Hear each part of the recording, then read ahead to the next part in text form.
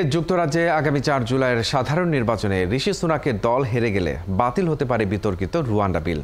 এতে করে অভিবাসন প্রত্যাশীদের রুয়ান্ডায় পাঠানোর প্রকল্পে ব্রিটিশ সরকারের খরচ করা ৩২ কোটি পাউন্ড পুরোটাই মাটি হতে পারে। বাংলাদেশি মুদ্রায় এর পরিমাণ ৫,০০০ কোটি টাকার বেশি। আরও জানাচ্ছেন মাহফুজুর রহমান।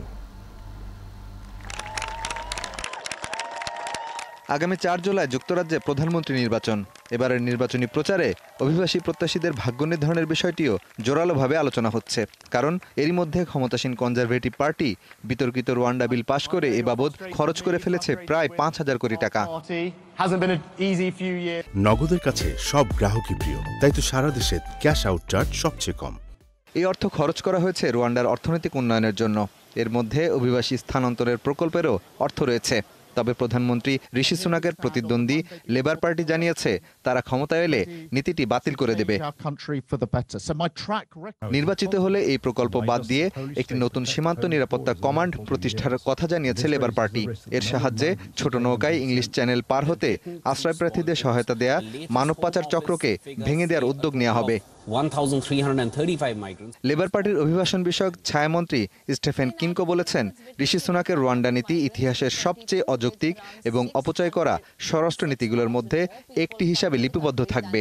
এটি ব্রিটিশ করদাতাদের জন্য অপমানজনক, কারণ এর মাধ্যমে অভিবাসীদের ঢল সামলানো যাবে না। তবে ক্ষমতাসীন কনজারভেটিভ পার্টি বলছে, নির্বাচনে তারা জয়ী হলে আশ্রয় প্রার্থীদের নিয়ে রুয়ান্ডার উদ্দেশ্যে প্রথম ফ্লাইটটি উড়াল দেবে আগামী ২৪ জুলাই। ২০২৩-২৪ অর্থ বছরে এপ্রিলের মধ্যেই রুয়ান্ডার অর্থনৈতিক সংস্কারের জন্য প্রায় ৪,০০০ কোটি টাকা দেওয়া হয়েছে। এই অর্থের পুরোটাই অফেরতযোগ্য। পরিকল্পনা বাতিল হলে আরও কিছু খাতের অর্থ ক্ষতির খাতায় যোগ হবে। এর মধ্যে রয়েছে রুয়ান্ডার বিরুদ্ধে আইনি চ্যালেঞ্জ মোকাবেলার জন্য আইনি ফি বাবদ প্রায় ৩৫ কোটি টাকা, প্রকল্পে কর্মরত স্বরাষ্ট্র মন্ত্রণালয়ের জনবলের জন্য প্রায় ৩০ কোটি টাকা। এছাড়া ২০২২ সালের এপ্রিলে চুক্তিটির ঘোষণার পর থেকে ৩ জন স্বরাষ্ট্র সচিবের রুয়ান্ডা যাতায়াতের জন্য খরচ হয়েছে ৬ কোটির বেশি। রুয়ান্ডায় পাঠানোর উদ্দেশ্যে শতাধিক আশ্রয়প্রার্থীকে গ্রেফতার ও আটক করার জন্য খরচ হয়েছে আনুমানিক ৭ কোটি টাকা। গ্রেফতার ও আটক এসব আশ্রয় প্রার্থীদেরকে আবার ছেড়ে দেওয়া হয়েছে বলেও ধারণা করা হচ্ছে। এদের মধ্যে কেউ কেউ বেআইনিভাবে আটকের জন্য সরকারের কাছে ক্ষতিপূরণও দাবি করেছে। তাদের জামিন শুনানির জন্য সরকারের বড় অঙ্কের অর্থ খরচ হয়েছে। এছাড়া রুয়ান্ডা কর্মকর্তাদের প্রশিক্ষণ এবং রুয়ান্ডা থেকে অসহায় শরণার্থীদের যুক্তরাজ্যে পুনর্বাসনের খাতেও খরচ হয়েছে অর্থ।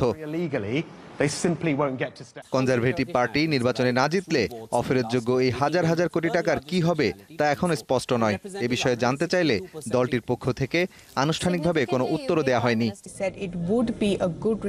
মাহফুজুর রহমান, ৭১।